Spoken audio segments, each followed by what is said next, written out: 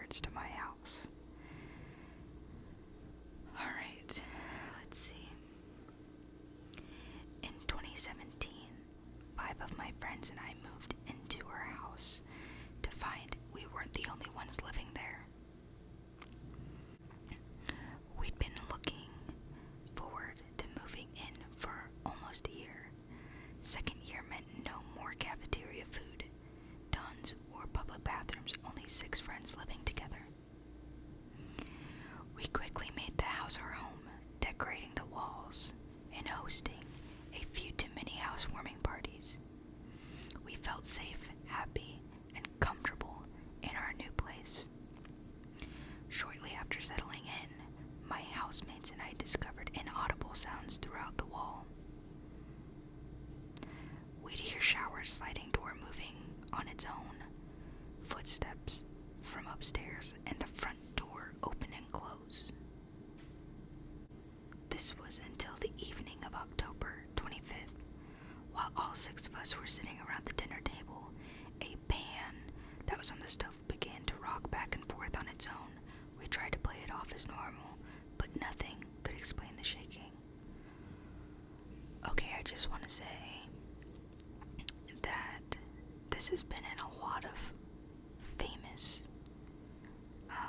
horror films, and it freaks me out every time. Anytime that I see, like, I go into someone's house and they have, like, the hanging pans, I'm like, you're just taunting it. It's gonna mess with you. This is not okay. Okay.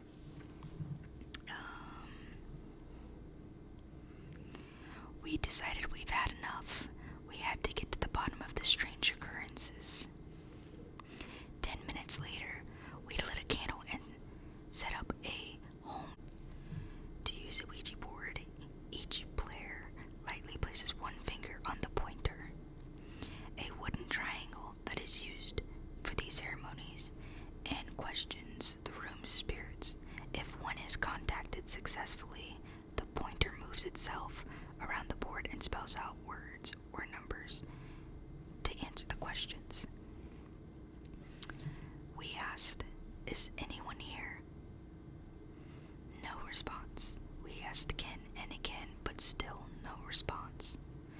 After a couple more tries, the pointer dragged itself to the word yes, written on a piece of paper. Once we were sure that there was something there, we continued to ask to find out who exactly we were talking to. "What's your name?" we asked.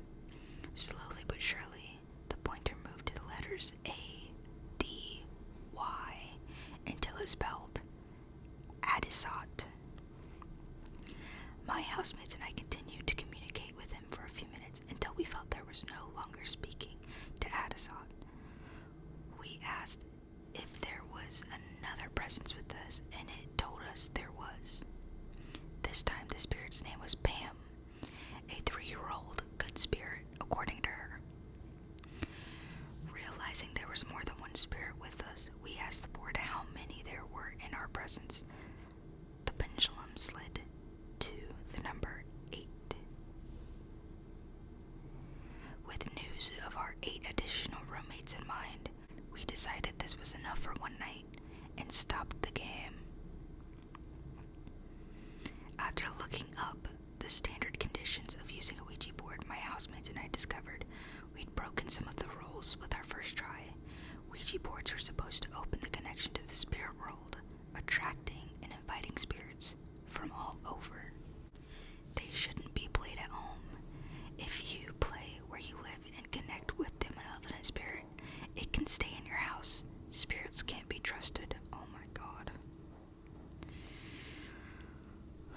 A spirit can take possession of players and gain access to their minds. The next night, we decided to break out the Ouija board and play again. This time, when we asked how many spirits were with us, they answered 27. After knowing who was with us a few times, we compiled a list of names: Nudu, Bird, Lakuv, Matt, Corey, to name a few. We asked whether or not they had good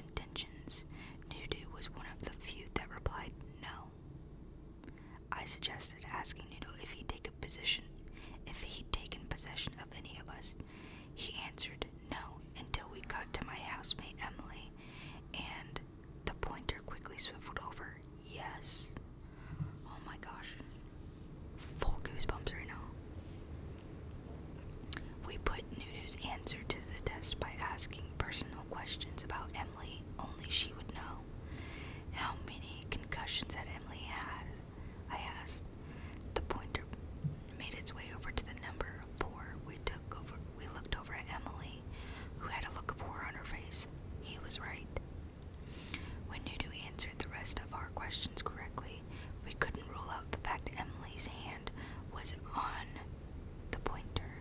Maybe she was purposely or subconsciously guiding it to a certain direction. We told Emily to take her hand off the board, but stay where she was. Then we asked, "What is Emily's brother's girlfriend's last name?" None of us knew the answer. The board replied. We looked over at Emily and she confirmed that that was the right name. We were all in disbelief. A few of my housemates decided they were done playing and lifted their finger off of the board without even asking a question. The pointer moved to the corner of the board with only 3 remaining fingers on the edges of the shot glass pointer. We never could make that happen on our own. Although that was the last time we ever played Ouija, the story doesn't end there. The following weeks were bad. My housemates and I were consistently uneased in our home and got especially nervous at night. We all felt as though we were being watched. We saw dark shadows in the corner of rooms and suffered from horrible nightmares. Emily would often wake up in the middle of the night screaming for help, convinced she saw a figure in front of her. One night, while I was laying in bed, I heard a noise coming from my window, like someone was running nails up and down the wooden blinds. After too many sleepless nights, we decided to hire a medium. We showed the medium around the house and told her what had happened. Although we didn't tell her where we felt the dark spirit, she was able to identify the exact spots we felt the presence most. When the medium described the characteristics of the spirit, she sensed it was exactly the type of presence I'd felt. We all agreed the spirit was an adult male in his late 20s or early 30s. He was a bit of a loner. Was this Addisot? She helped us remove the presence by lighting sage and encountering him to go towards the light. We truly felt better afterwards. I no longer saw dark shadows in the corners of my room and stopped feeling like I was being watched at night. We thought the spirit listened to us, complied with the medium's instructions, and left. About a week later, when dropping off the payment for the seasons, the medium told us something that stays with me today. The spirit she'd helped us get rid of was now following her. Although this happened almost a year ago, there's still rarely a day that goes by where I don't think about these events in one way or another. Oh my goodness, I can't imagine.